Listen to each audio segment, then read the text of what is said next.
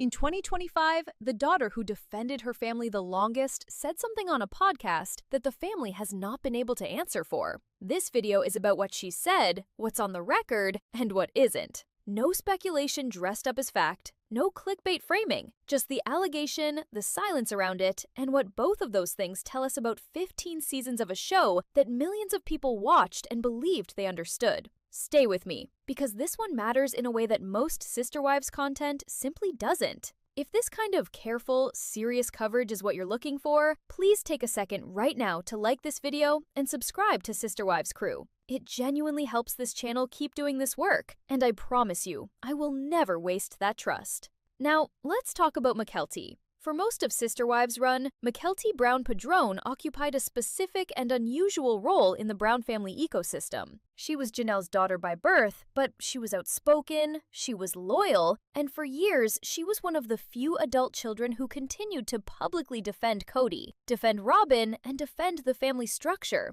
even as her siblings began to distance themselves. That loyalty had a cost. It put her at odds with siblings who had already left. It put her in the middle of family fractures that were playing out both on camera and off. And it gave her, perhaps more than anyone else in the next generation, a reputation as someone who would not rock the boat. Someone who understood the assignment of keeping the family image intact. Which is exactly why what she said in 2025 hit the way it did. Through her Patreon and through disclosures made in connection with her podcast Cults to Consciousness, which ran through 2025 and into April of 2026, Mykelti described what she characterized as childhood abuse at the hands of Mary Brown. She did not whisper it. She did not bury it in careful qualifications designed to soften the impact. She said it. And then she said something that in many ways is even harder to sit with than the allegation itself. She said that when she brought this forward, when she told the adults in her life what was happening, Kody and the other mothers brushed it off. Read that line again. Not my words, hers. Brushed it off. That phrase carries an entire world inside it. It tells you not just about one alleged incident or one alleged perpetrator. It tells you about a family system. It tells you about what happened when a child went to the people whose job was to protect her and found that protection was not what she received. The allegation against Mary is serious on its own terms, but the allegation that the other adults in that household, 4 parents, 4 people who had made a public career out of arguing that their family structure made children safer and more loved, chose not to act on what they heard, that is a different and in some ways deeper problem. And here is where I need to pause and be precise with you, because this matters legally and it matters ethically. I am not saying Mary Brown abused Mykelti. I am saying Mykelti Brown Padron said this on the record, in her own words, in a public forum. That distinction is not a technicality. It is the difference between reporting and allegation. It is the difference between journalism and accusation. Mykelti said it. That makes it reportable. That is not the same as it being proven, adjudicated, or confirmed by any party other than Mykelti herself. What I'm doing in this video is taking her account seriously enough to examine it carefully, which is more than anyone in that family has publicly done. Now, let's talk about the show, because Sister Wives was not just a reality program, it was a thesis. The thesis was this: more mothers means more love. More adults in a household means more resources, more attention, more eyes on every child, more hands to catch a kid when they fall. That was the argument. That was what Christine and Janelle and Mary, and later Robin, sat in front of cameras and made, season after season, for 15 years. The show was built around the idea that this particular family configuration was not a compromise or a curiosity, it was an advantage. For the kids especially. Mykelti's account, if accurate, doesn't just challenge that thesis, it inverts it. If what she's saying is true, then more mothers did not mean more protection. It meant more diffusion of responsibility. It meant that when a child came forward with something serious, there were 4 adults who could each, whether consciously or not, assume that one of the others would handle it. In psychology and organizational behavior, this is called the bystander effect. The more people who witness something, the less likely any individual is to intervene, because the responsibility gets spread so thin that it effectively disappears. 4 parents, 1 child asking for help, and by her account, the response was silence. That is not a refutation of plural marriage as a concept in the abstract. I want to be clear about that, because this topic is already loaded enough without me adding ideology to it. What Mykelti's account refutes, if it holds up, is this household's specific version of it. The version that was televised and monetized and held up as a model. Let me stay with the show for a moment, because the TLC question is one I think gets avoided too easily in conversations about this family. SisterWives ran for 18 seasons. During that time, the production team spent hundreds of hours with these children. The camera crews were in the homes. The producers were on the phone with the family. The network was cashing checks generated by content that featured these kids as background proof that the Brown family experiment was working. If Mykelti's account is accurate, then across that entire span of production, something was happening in at least one of those homes that never made it to air. Now, there are a few possible explanations for that, and none of them are particularly comfortable. The first possibility is that production simply didn't know, that whatever Mykelti experienced was hidden well enough that cameras and producers and network executives who were professionally trained to find compelling drama simply missed it. The second possibility is that there were signs, and those signs were edited out, that the footage existed and someone in a cutting room made a decision about what the audience would see. The third possibility is that the people who knew, and there may have been people inside the production apparatus who had some awareness, decided that this was a family matter and not their call to make. Each of those possibilities has different implications. All of them are worth sitting with. What we do know is this. The version of the Brown family that 15 seasons delivered to us did not include this. Whatever the truth is, the show we watched was not the whole story.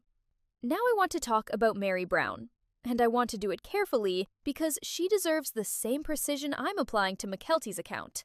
Mary has not, as of the time this video was made, offered a substantive public response to these disclosures.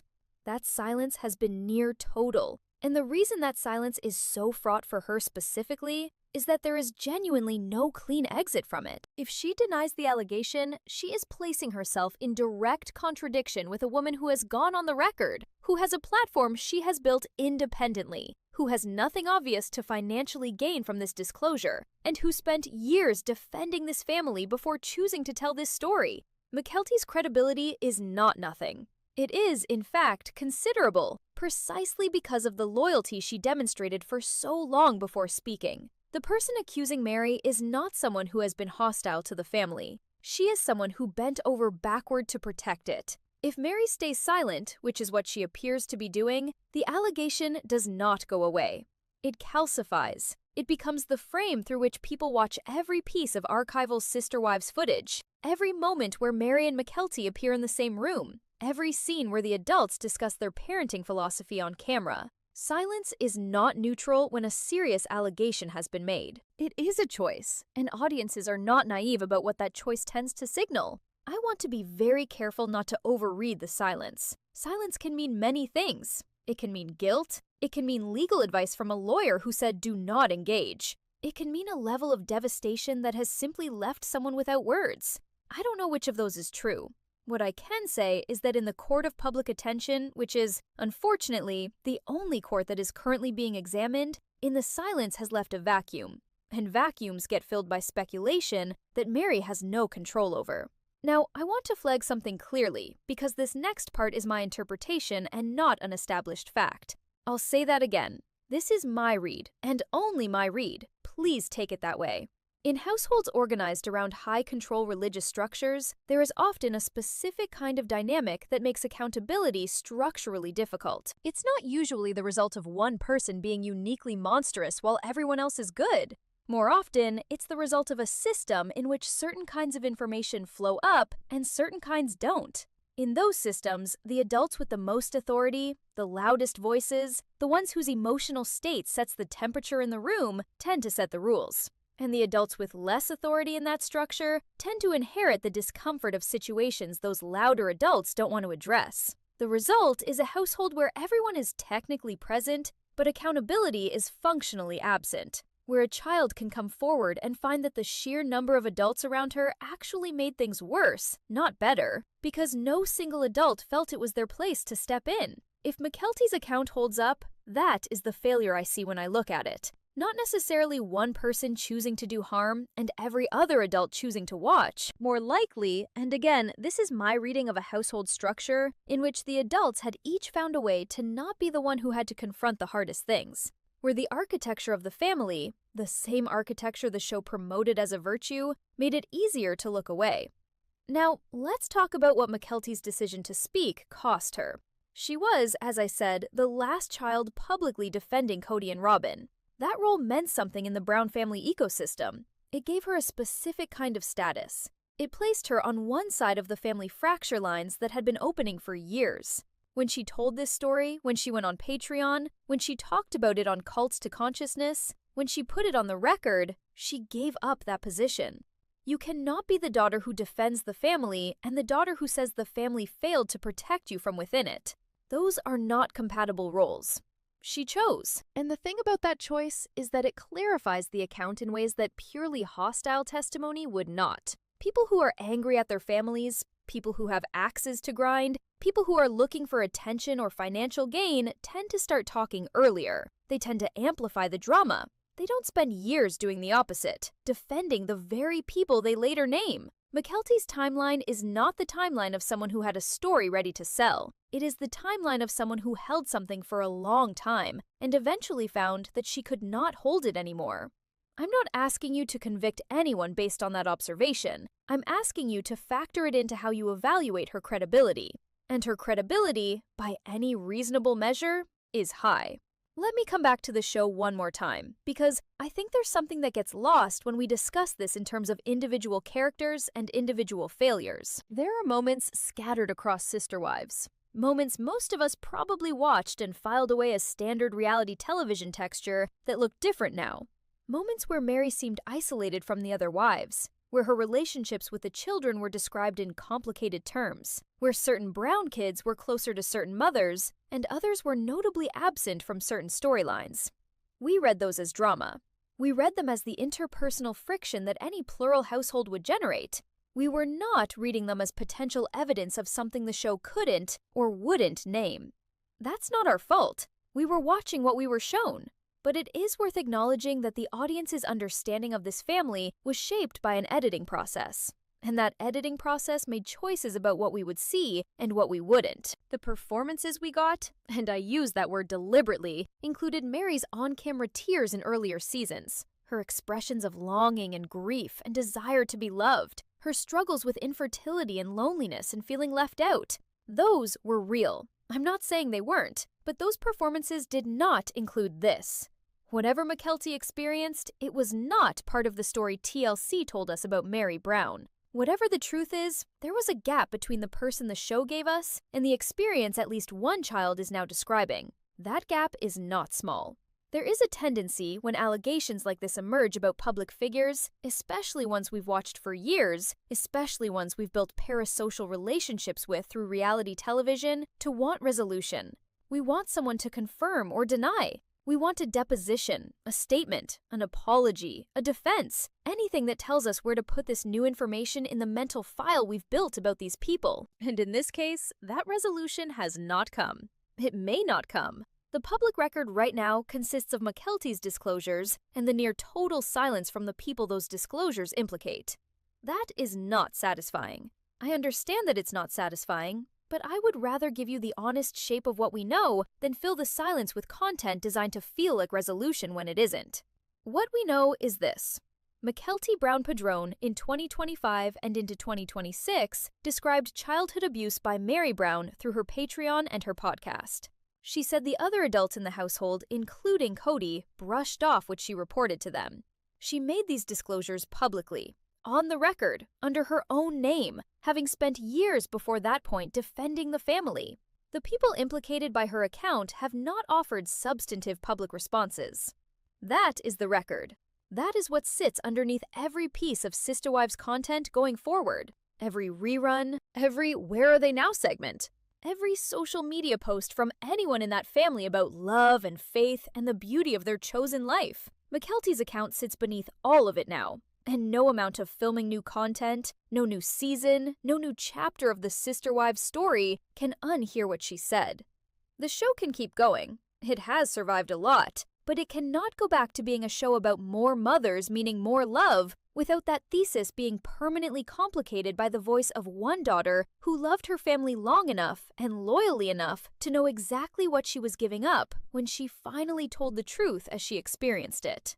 There is no version of Sister Wives going forward where this doesn't matter. There is no version of the Brown family's public image where this allegation doesn't need to be addressed. And there is no version of responsible coverage of this family that ignores it because it makes people uncomfortable. I said at the beginning of this video that I was going to take Mykelti seriously. I hope I have done that.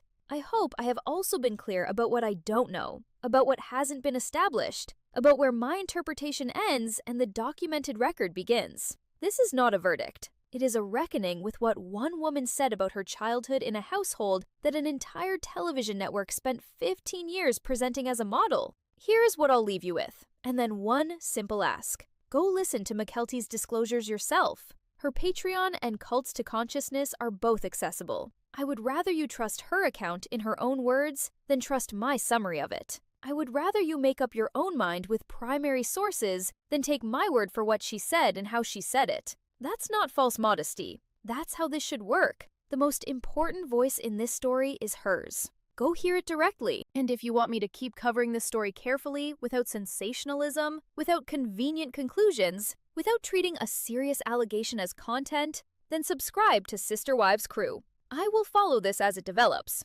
I will tell you when I don't know something. I will tell you when new information changes what we should think. And I will never pretend that this family story is simpler than it is, because you deserve better than that.